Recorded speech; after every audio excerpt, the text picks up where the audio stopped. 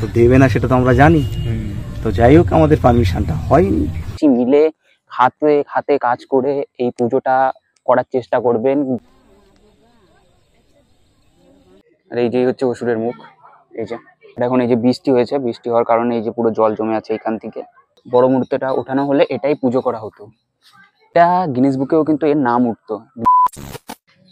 Hello বন্ধুরা, আবারও স্বাগতম জানাই তোমাদের আমার আর একটা নতুন ভিডিওতে। আমি এখন আছি রানাঘাটের নদিয়া জেলার কামালপুর গ্রামে, যেখানে হচ্ছিল বিশ্বের সব থেকে বড় দুর্গা প্রতিমা। আজ হলো সেপ্টেম্বরের 28 তারিখ, আর আবার আজকে আমি চলে এসেছি এই কামালপুর গ্রামে।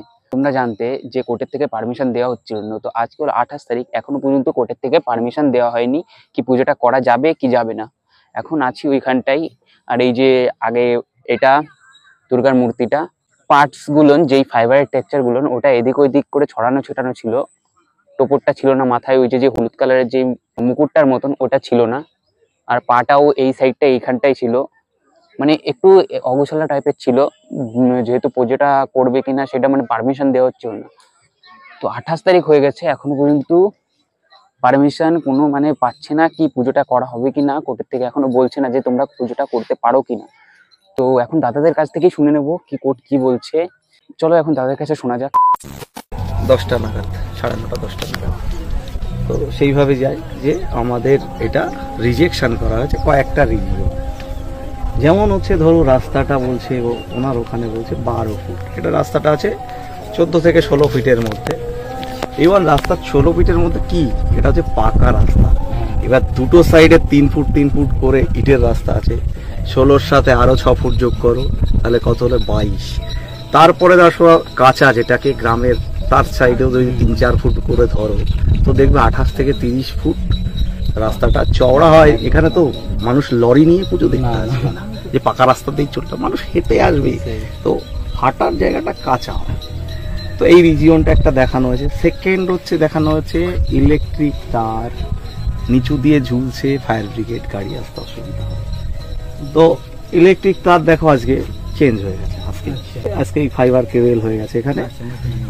তো আর একটা রিজিয়ন দেখো ফায়ার ব্রিগেড আমার এখান থেকে 13 কিলোমিটার দূরে। তো সেই 13 কিলোমিটার দূরে ফায়ার ব্রিগেড নিয়ে না, ফায়ার ব্রিগেড তো পারমিশন দেয়নি। ওটা বলেছে যে একটা ফায়ার ব্রিগেডের গাড়ি এখানে ঢুকতে অসুবিধা হবে।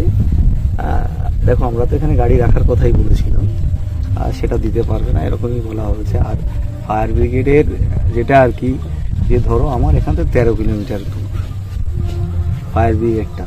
দেখো গ্রামের মধ্যে যদি ফায়ার ব্রিগেড চাইতে হয় 13 কিলোমিটার দূর থেকে, কে এসে কি আগুন নেভাবে আমার ধারণা নেই। তবে গ্রামও তো চায় যে আস্তে আস্তে ফায়ার ব্রিগেডটা গ্রামেও একটা তৈরি হোক। কারণ দেখো সবকিছুই তো আছে, শহরের জন্য সবকিছুই ভালো ভালো আছে, প্রশাসনিক সমস্ত কিছু আছে।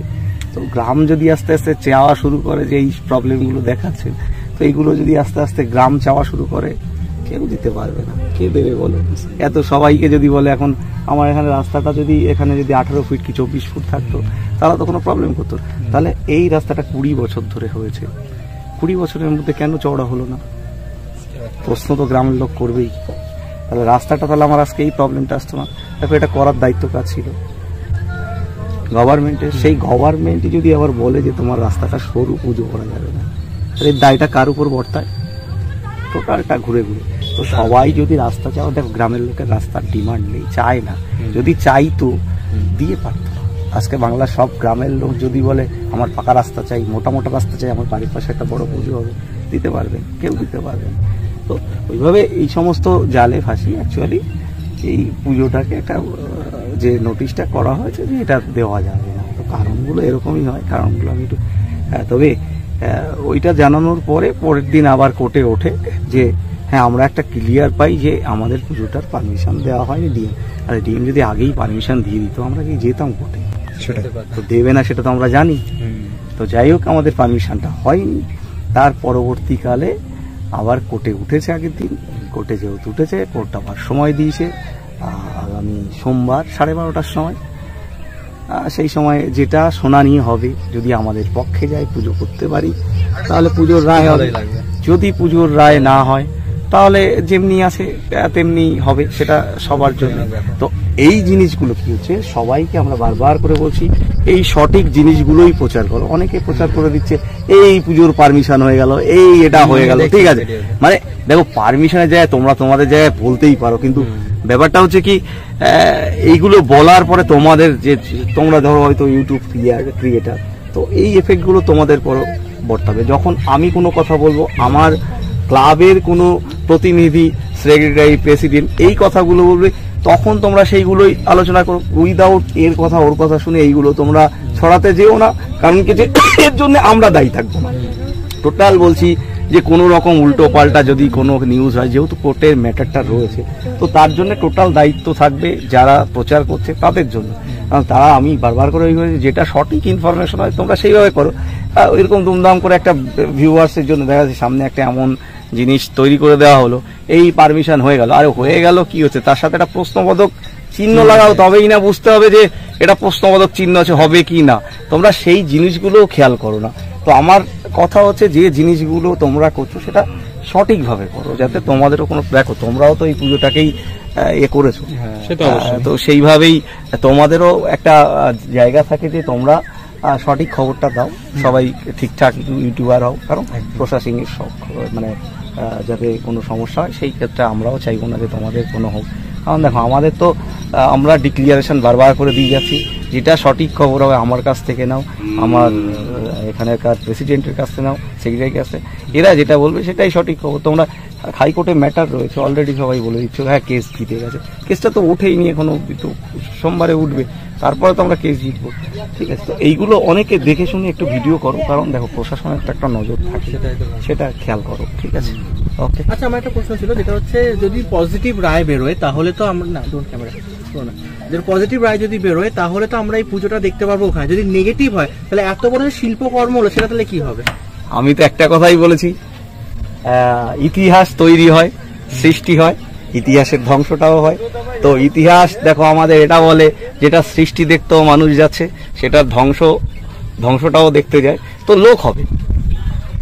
তো যদি ধরো মনে হয় যে এটা এইভাবেই পড়ে থাকবে, উঠতে হলো না, লোক কমবে না, সবাই আসবে, ধ্বংসটা দেখতেও আসবে। এটা তৈরি হয়েছে, একটা সৃষ্টি দেখতে মানে তৈরি হয়েছে, সেটা আমার মনে হয় না এইভাবে থাকলে হয়তো সারা বছর লোকই আসবে। আমি তো কাউকে আটকাতে পারবো না, এটা আমার ব্যক্তিগত জমি কিংবা আমাদের পাড়ার গ্রামের সবার জমি। তো এখানে এটা থাকলে কার কি অসুবিধা আছে? তো থাকতেই পারে এটা সারা বছর ধরে, তো এখানে এসে সবাই দেখতে পাবে যে এইভাবেই থাকলো, রয়েছে।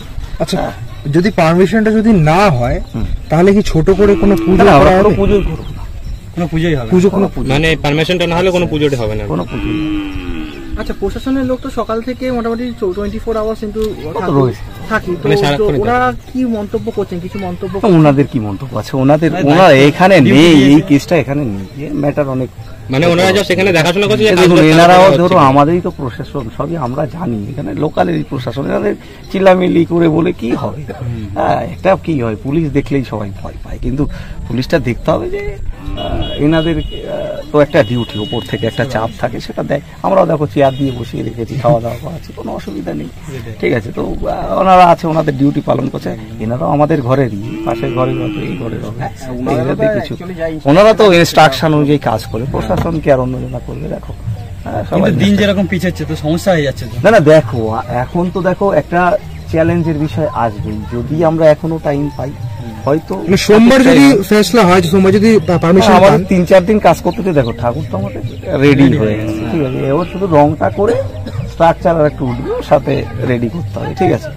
তো সেটা আমরা হয়তো দেখা যাচ্ছে আমাদের গ্রাম, পাশের গ্রামের লোকজন, এখানে হয়তো 300-400 লোকজন হাত লাগাবে বলেছে, তারা এসে এই কাজটা হয়তো 3-4 দিনে কমপ্লিট করবে। কারণ এটা একটা আবেগ, তোমরা জানো যে তৈরি করতে হবে, এটা মানে গ্রামের লোক সেই সময়টা দেখিয়ে দেবে যে 3 দিনেও কাজ করা যায়, ঠিক আছে। কাজ আমরা লাস্ট 3 অবধি অপেক্ষা করছি, আমাদের যদি পজিটিভ আসে তো আমরা কাজ দাঁড় করি, মানুষকে দেখাবো, মানে এটা আমাদের হয়তো সম্পূর্ণতা পাবে না, কিছুটা কম বেশি হবে, কিন্তু কাজ আমরা দেখাতে পারবো। তো তোমরা সকলে শুনলে কি দাদারা কি বললো, যে কেমন পুজো হবে বা কোর্টের থেকে কি রায় দিল, তোমরা সবাই জানতেই পারলে। তো দেখো পুজোটা যদি নাও হয়, তাও এত লোক আগের থেকেই দেখতে চলে এসছে কি এই বিশ্বের সব থেকে বড় দুর্গা প্রতিমা, এটা গিনেস বুকেও কিন্তু এর নাম উঠতো। এখানে আছে সে গণেশ। এটা এখন এই যে বৃষ্টি হয়েছে, বৃষ্টি হওয়ার কারণে এই যে পুরো জল জমে আছে এখান থেকে, এটা ঢাকা হয়েছে।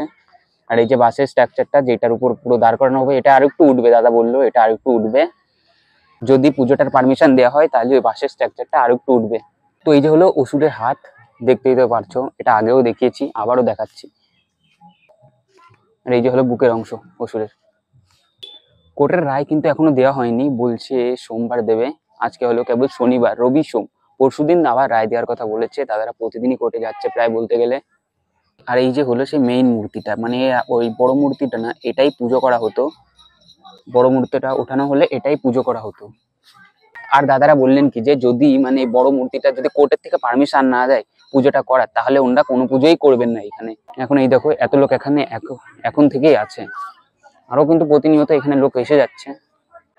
আর এই যে হলো দুর্গা প্রতিমার পুরো ফাইবারের টেক্সচারটুকু পুরোটাই এসেছে। আর কোর্ট থেকে কিন্তু এখনো ক্লিয়ার হয়নি কি পুজোটা করতে দেওয়া হবে না হবে না। তো ওনারা এখনো আশায় আছে কি কোর্ট থেকে পারমিশন দেবে, তারপরে ওনারা পুজোটা করবে। গ্রামবাসী সকলেই আশায় আছে কি পুজোটা করা হোক, কিন্তু কোর্টের থেকে জানি না কি পারমিশন দেবে। আশা করি যে কোর্টের থেকে পারমিশনটা দেওয়া হোক পুজোটা করার। পুলিশ প্রশাসনের লোক ওইখানে মানে আছে, ওই দেখো পুলিশের গাড়ি ওই যে ওইখানে বসে আছে। অনেক ভিডিওতেই কিন্তু বলা হচ্ছিল কি কোর্টের থেকে রায় পেয়ে গেছে, পুজোটা হচ্ছে, এমন কিন্তু মানে অনেক ভিডিওই আপলোড করা হচ্ছে। তো ভিউজের জন্য যারা এমন করছো, ভুল পারমিশন দিচ্ছ, তারা এরকম করো না। তো এইখানে এখনো রায়টা দেওয়া হয়নি কোর্টের থেকে কি পুজোটা করা হবে কি হবে না, তার জন্য এখনো কোর্টে কেসটা চলছে। তো কোর্টে যাচ্ছে দাদারা প্রতিদিনই। তো এই দেখো দুর্গা ঠাকুরের হাতের সেই পাঞ্জাটা হাতের। আর এই যে হলো দুর্গা ঠাকুরের এই যে মাটির দিয়ে বানানো, মাটি আর এই বিচুলি দিয়ে বানানো। এটা একটা ছাঁচের উপরেই ওই ফাইবারের স্ট্রাকচারটা বানানো, ওই যে ওই পাশে যে সাদাটা আছে ওইটা। এই যে হলো অসুরের সেই বুকের অংশটুকু, আর আর মাথার অংশটুকু আছে এই যে এর ভিতরে। এই যে এটা মানে পিছন থেকে এই যে এমন, আর এই যে হচ্ছে অসুরের মুখ। এই যে কতটা বড় দেখো। আর এই যে সেই হাঁস গণেশের, এই যে হাঁস দেখো কতটা বড়। এই আগের বার তাবু ছিল ওই জন্য মানে অত ভালো করে দেখাতে পারছিলাম না। এইবার দেখো তাবুটা মানে বৃষ্টির কারণে এটা মানে খুলে পড়ে গেছে। এই দেখো বৃষ্টির কারণে মানে তাবুটা খুলে পড়ে গেছে, ওই জন্যই ভালো করে দেখাতে পারলাম। হাঁসটা দেখো কতটা বড়। এই যে আর ওই সাইডে দেখো কত লোক, ওই দেখো ওই সাইডে দেখো কত লোক। এখনো পুজোটা মানে চালু হয়নি, যেহেতু সবাই শুনেছে যে বন্ধ হয়ে যাবে পুজোটা, তো ওর জন্যই এত লোক আগের থেকেই আসা শুরু করছে। নানান জায়গা থেকে এখন লোক দেখতে আসছে এইসব মূর্তি।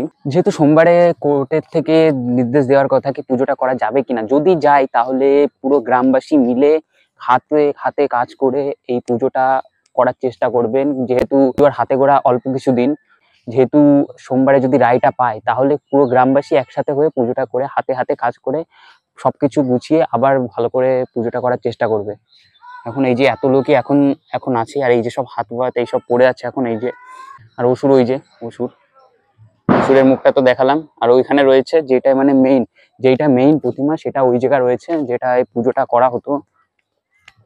এই যে মেইন প্রতিমাটা, এই যে সেই বড় দুর্গাটা সাজানো আছে। এই যে আগে এটা মানে আলাদা আলাদা করা ছিল, এখন দেখো সব একসাথে রাখা হয়েছে। তো বন্ধুরা, কামালপুর এই যে জায়গাটা, রানাঘাটের নদিয়া জেলায় যে কামালপুর গ্রামটা আছে, এই জায়গাটার ব্যাপারে কিন্তু আগে কেউই অতটা ভালো করে জানতো না কি এরকম কোনো গ্রাম আছে রানাঘাটে। আমার বাড়ি আশপাশেই আছে মাঝের গ্রাম থেকে রানাঘাট 4টে স্টেশন। এই যে রানাঘাট থেকে 13 কিলোমিটার ভিতরে কামালপুর নামে কোনো জায়গা আছে, কামালপুর গ্রাম নামে। তো এটা জানাই ছিল না, যেহেতু জানা হয়েছে বিশ্বের সব থেকে বড় দুর্গা প্রতিমার নামে। হাইট 125 ফুটের কাছাকাছি, যেটা এইবার এইখানে বানানো হয়েছিল। এই দুর্গা প্রতিমার জন্যই এত লোক নানান জায়গা থেকে এখানে আসছে, মূর্তিটাকে দেখছে, জায়গার ব্যাপারে জানছে। তো বড় একটা এই যেই দুর্গা প্রতিমা বানানো হয়েছে, একে ভিত্তি করেই সব লোক জেনেছে যে এরকম একটা কামালপুর নামে গ্রামে যেখানে বানানো হয়েছে পৃথিবীর সব থেকে বড় দুর্গা প্রতিমা। তো ওই নামেই সবাই আজ এটা দেখতে এসছে, সবাই জানছে।